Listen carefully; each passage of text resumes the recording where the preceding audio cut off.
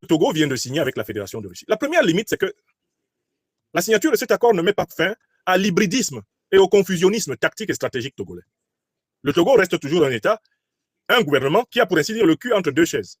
D'un côté, il est affilié à la source colonialiste et néocolonialiste de son régime, à savoir donc la France-Afrique, le néocolonialisme et le colonialisme français, l'impérialisme occidental, qui ont rendu possible le régime et Yadema.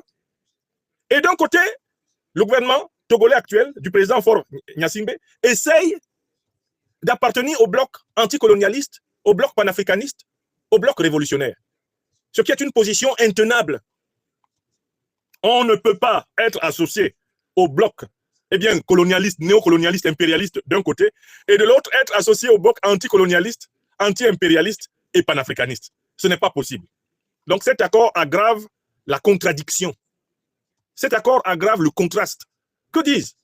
Il aggrave le chiasme diplomatique et géostratégique du Togo.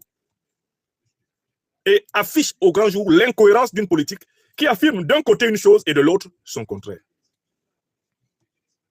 Ça, c'est la première limite de l'accord.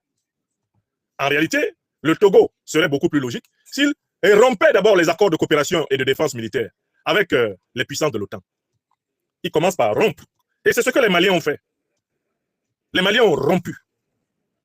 Les Burkinabés ont rompu les accords de coopération néocolonialistes et colonialistes. Les Nigériens ont rompu les accords de coopération néocolonialistes et colonialistes. Et ils ont engagé des accords de coopération avec le monde multipolaire sur le plan militaire. Ce qui fait une politique internationale, une géostratégie, une géopolitique cohérente. Or, le Togo, lui, il n'a pas rompu les accords de coopération néocolonialistes et colonialistes. Mais il engage des accords de coopération de nature anticolonialiste, des natures panafricanistes, etc. On ne peut pas faire une chose et son contraire sans être assez rapidement isolé dans l'imposture.